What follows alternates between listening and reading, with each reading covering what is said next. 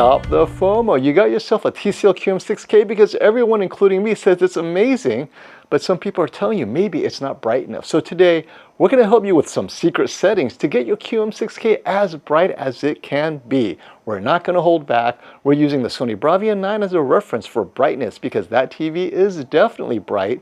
And, well, how bright can your QM6K get? Let's get into it with my top secret settings. Shh, don't tell anyone. Hey friends, want to upgrade to Windows 11 Pro but can't afford the official price of $199? How about $21 or Windows 10 for $16 with my discount code SF20? Thanks to our sponsor, Whokeys. Yes, Black Friday is here. Get an additional 30% off with my code SF20. Go to Whokeys.com, add Windows 11 Pro to your cart, apply my discount code SF20, and bam, only $21. Here's how we activate it. Go to your Whokeys account at the top right under User Center, click on My Purchased Orders, click on View Keys and Code, click Get the Key, copy the Windows 11 Pro key under Code Card, then go to your System Settings, scroll down and click Activation, click Change Product Key, paste the key code, click Next, and you're done. So don't miss out on these amazing deals. Click on my links in the video description below. Today we're going to go over settings specific to the TCL QM6K using the Bravia 9 as a reference because there are some complaints in the chat and in the comment section about, oh, maybe the QM6K isn't bright enough. And I'm not going to say that the QM6K is brighter than the Bravia 9. It is not. The headroom on the Bravia 9 is a little bit higher. The question is how much higher? So some context, the TCL QM6K and the Bravia 9, you have to remember that brightness when it comes to nits, it's a logarithmic scale. So 150 nits brighter, it'll be barely noticeable, but it's there. And in real content, it may be even more or less. So today, we're going to compare the two TVs, QM6K and the Bravia 9, and top secret settings, how to maximize the brightness on the QM6K. Because out of the box, the settings aren't necessarily ideal for maximum brightness. And I'll tell you this, in a dark room, you really don't need the maximum brightness. And most importantly, as a bonus, I have something else here for you guys to see. The top TV is the Bravia 9, the bottom TV is the QM6K, and to your far right is my baby, the Sony 3110 reference monitor. And that one is definitely set to what the creator intended. And so as you can see in SDR reference, the 3110 is a bit dimmer. And of course, this is back when TVs were only able to do 100 nits, maybe 200, right? And so the 3110 is not going to make it brighter than what the creator intended. On both the Sony and the TCL, I maxed out their brightness that the TV is capable of, which is definitely inaccurate. But what I love is that both these TVs do preserve the color saturation and color accuracy. So when it goes brighter, you don't lose some of that color accuracy. You keep it. It's just everything's a bit brighter. So you guys have to remember there's context to everything. So it's hard to imagine that that reference monitor, that's how bright your TV was 20 years ago. And that's how the creator intended it. So today we're going to go over some of these SDR content. Well, it's not some. I chose Wonder Woman because of the skin tones. We're going to put it in Filmmaker and we're going to play with movie mode, right? So part of the secret is Filmmaker or movie mode. You'll see the differences when you'll use one or the other, but we'll start off with Filmmaker mode and see what is the brightest settings for Filmmaker mode. And there's only one difference, honestly, and you'll see it shortly. So obviously this is obvious, 100, no problems there. Okay, gamma at 2.6. Here's the problem, right? Out of the box, it may be at 2.4, it may be at 2.6. The problem is, this is literally reference gamma, meaning they're assuming you're in a dark room. Well, the Bravia 9 is set so that you're in a bright room, the way you saw those settings. So you really have to take it to 2.2. So 2.2 in a bright room is perfect. Shadow detail still looks good because you're in a bright room, right? It won't be too dark, and you'll see. We're going to set it to 2.2, so that's secret number one. In a normally lit room, 2.2. Now, if your room is super bright, you might risk 2.0, but you will lose some color. So I do not like that, and the contrast does take a hit. This is, I think, the best for that bright image in a brighter room without compromising too much, not noticeably, but we'll play with it and you'll see the difference. Now, this is the big difference between Filmmaker and movie mode. In movie mode, automatic HDR conversion is available. And I do like this. This actually does not affect brightness, but then it does affect brightness. Like, what do I mean? I'll show you shortly. You'll see where it affects brightness and where it doesn't affect brightness, but I like it. Personally, I would use it. I'll show you why in some of those scenes, right? Dynamic contrast does nothing. I don't know why it's here. Well, I guess it does something, but it this is like sometimes it does sometimes it doesn't. I leave it off because it doesn't make it brighter.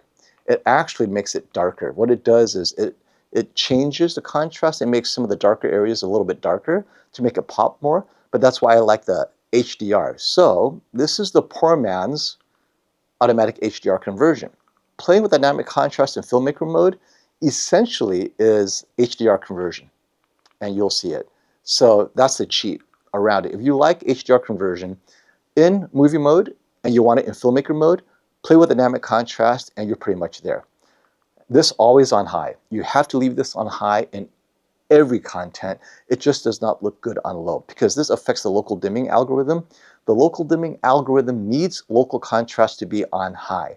They call it local contrast, they should call it local dimming because it directly affects your backlight system. So always leave this on high unless you have a specific reason to take it lower and you know what it is. If you don't know what it is, leave it on high. This is another one. Keep it on high dynamic. It comes out of the box that highlights. I think that's too low. Got to go with high dynamic. Now here you won't see a big difference, but in some scenes it's very important. Micro contrast. This is the one that does very little. I have no idea what, I think it's there for you to play with, but it does nothing to any image I've seen so far. And dynamic brightness, I leave it off because this brightness plus, I don't see it do anything. So just leave it off. I don't want to be unpleasantly surprised. So we'll start with Filmmaker mode.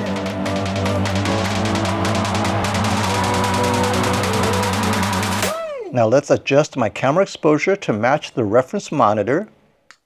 That's how bright it's supposed to be.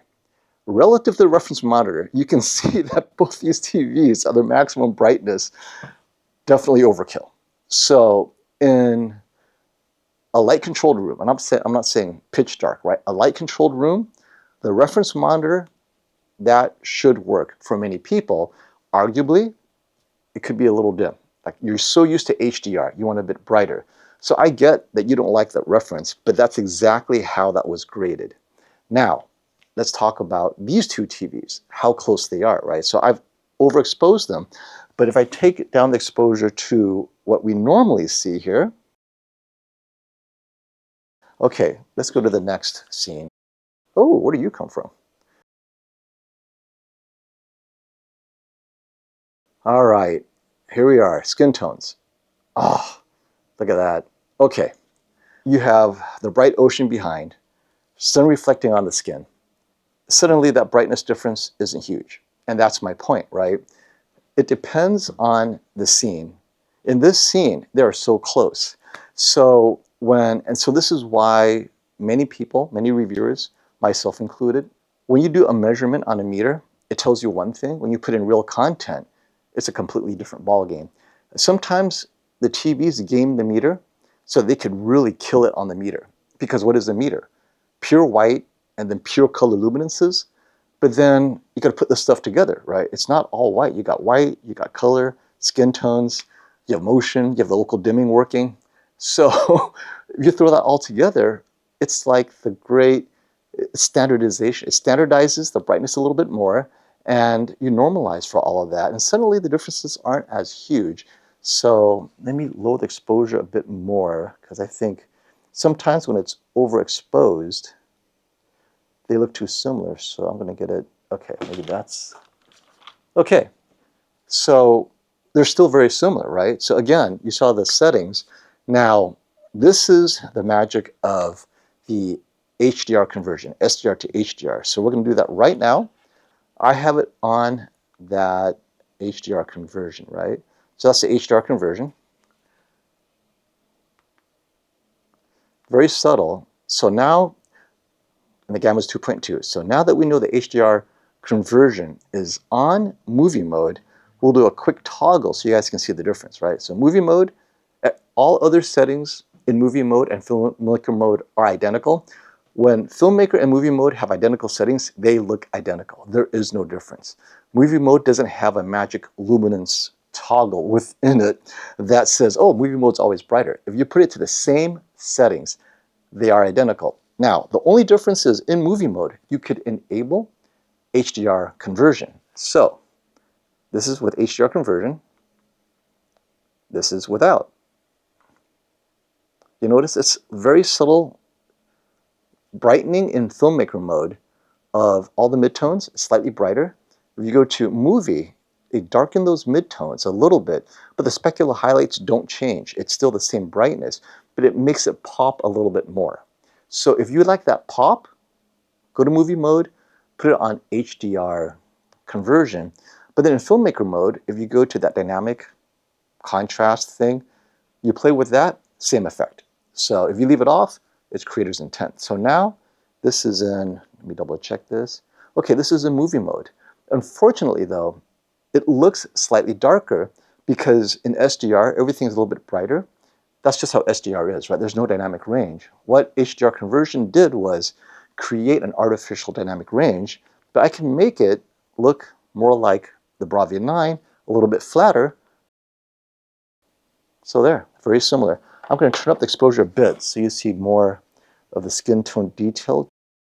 So in SDR, they're more similar than they are different, and that's why I'm recommending the QM6K as everyone's TV for watching TV shows and stuff, right? So let's see, let's go into another scene. Here we go. Oh, here's a great one. I mean, look, so this scene, same. If anything, the QM6K is a little bit brighter. Yep, just a little bit, right?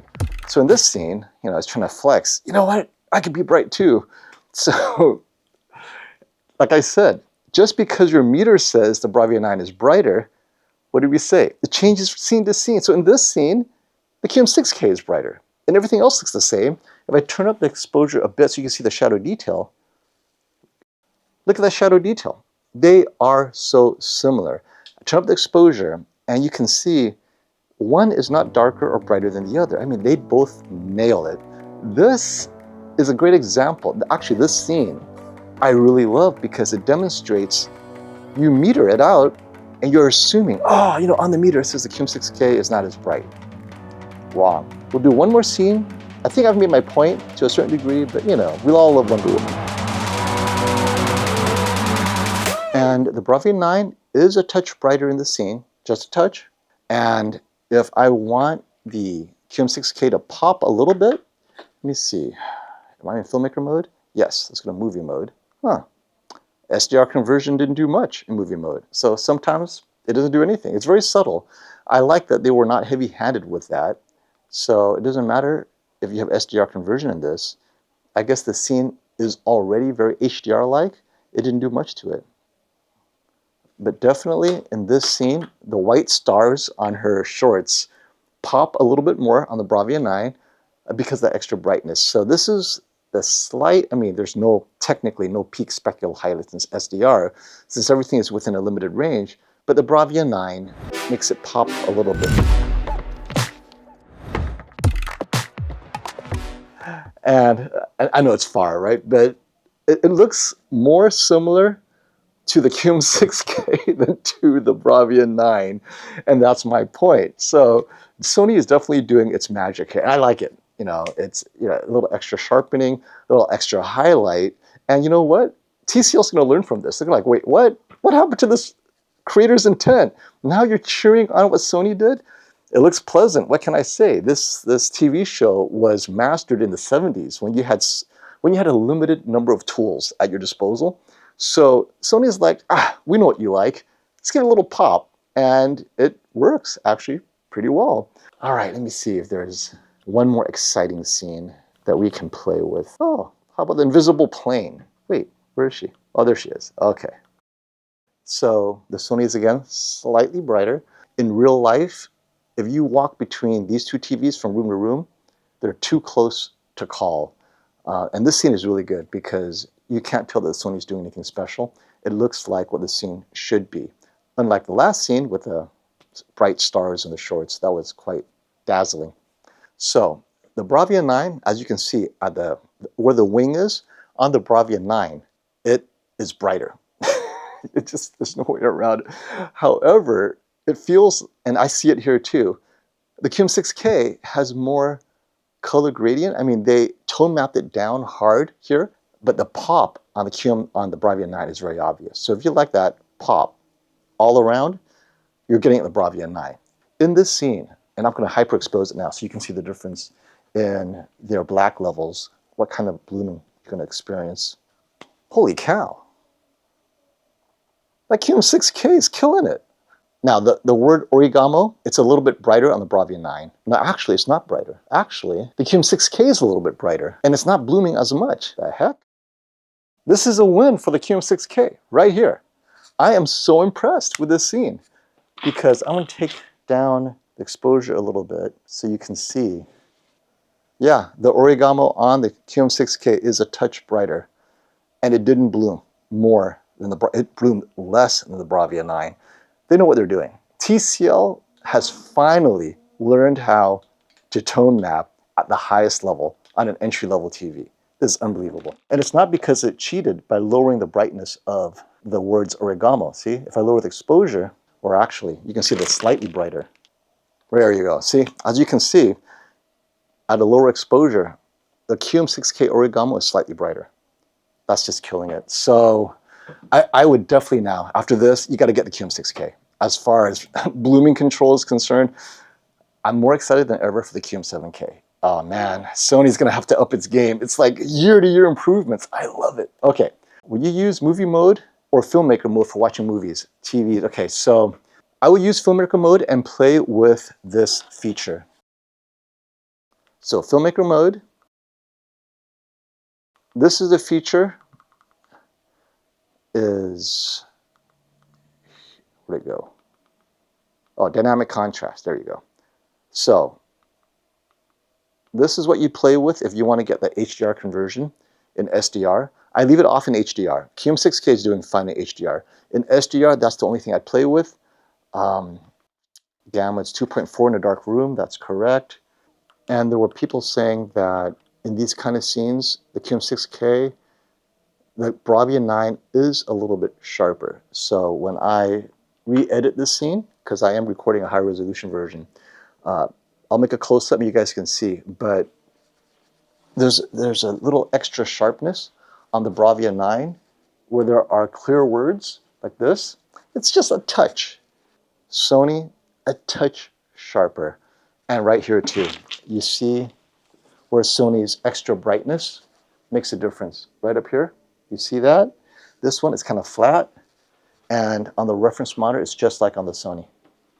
So in these brighter scenes, this is where the QM6K looks a little more flat, more SDR-like. But I know what you're saying. Wait, what if is this where dynamic contrast enhancer, or I keep forgetting what the thing is called. Dynamic something. All right, so here's our chance. Dynamic contrast enhancer. All right. Nope. Everything else gets darker, but that sign doesn't change. Okay, so I'll keep that off. How about micro contrast, right? Come on. Micro contrast, do your magic. Nope, no secret setting here. Does this thing even work?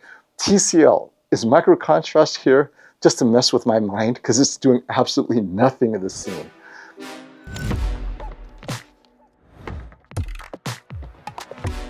Does this do anything? It does a little bit. Okay. It's indeed, okay, you know what? Maybe balance. Nah, this just looks terrible. Keep it in priority, guys. So this is another recommendation. Detail priority, it looks the best. Not because of the detail, it just looks the best. If you go to balance, it doesn't do much, but you go to brightness, it makes it kind of flat. Everything gets bright, you're losing dynamic range, you're losing contrast. Keep it at detail priority, please. Or actually, you know what, let's turn it off.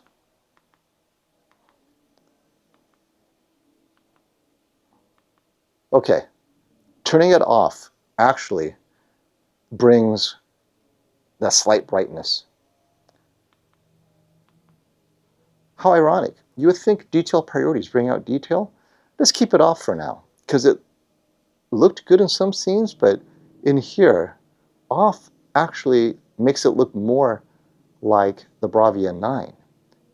It doesn't pop more than the Bravia 9 or as much, but you're getting that extra contrast, I think. Yeah, you are. Definitely. So we're going to keep it off because actually that makes the scene look very good. Gamma is at 2.4 because we are HDR in a dark room. I want to be able to compare it accurately. 2.6 is way too dark. I wouldn't use it. Okay, let's move on. On the Bravia 9, very similar to the reference monitor. And the QM6K cannot hit that peak specular highlight, which is fine. That's why it's a QM6K. That's why you upgrade to the QM7K or the QM8K. You see how much brighter it is on the Bravia 9? The front of that train, that bright white. The red is actually not brighter. Okay, so I know you're saying, wait, FOMO, maybe you should bring detail priority back on to movie mode. Oh wait, this is off. Nah, see, everything gets brighter. I didn't improve the HDR in that one. So going back to Filmmaker mode, remember they had a brightness priority on. So what I'm going to do is make it detail priority. Maybe that will help. So Filmmaker mode, let's go from brightness priority to detail priority, because brightness priority means the entire scene is brighter, but the detail isn't brighter. Detail priority is supposed to only raise the detail. So we'll do that. And did that help?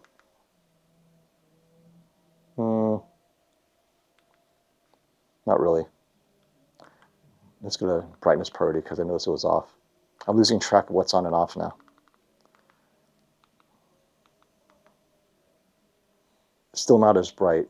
The entire train got brighter though, but the lights did not get brighter. So off, detail priority.